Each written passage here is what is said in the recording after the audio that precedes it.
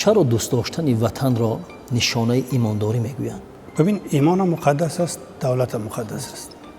این مقدسات ایمان برای او آمده است که دولت ایمن باشد.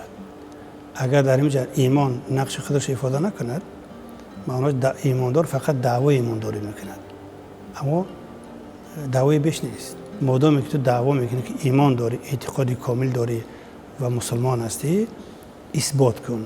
اثبات به چی؟ به تامین امنیت ملی و تامین صلح و ثبات در کشور یا در وطن. یعنی ایمان آمده است که آدم را بیدار کند، هویتش را بشناساند و خودشناسی کامل داشته باشد، دور و برش را پاک و ایمن نگاه بدارد. رسالت ایمانی همین است. اگر این ایمان رسالت خودش را با جان آورده نتواند، دعوای بیش نیست. برای همین زمان میگه تو میتونی دعوای ایمانداری کنی که خدمت در وطن کنی یا وطن دوست باشی یا در تأمین صلح و ثبات وطن سهم گذاشته باشی. از اینجاست که وطنداری ایمانداری است و ایمانداری هم وطنداری است.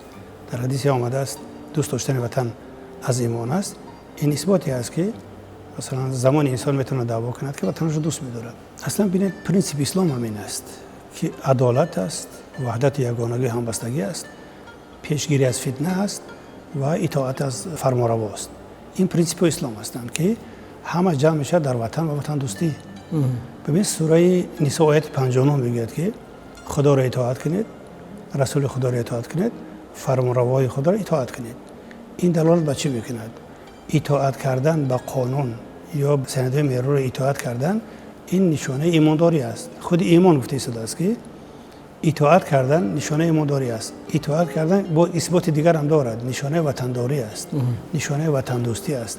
با کدام دلیل که اگر نباشد، اثبات آن است که دین و آیین و ایمانداری همیشه ترغیب و تشویق میکند که رسالت خودش این است که وطن باید ایمن و سالم باشد.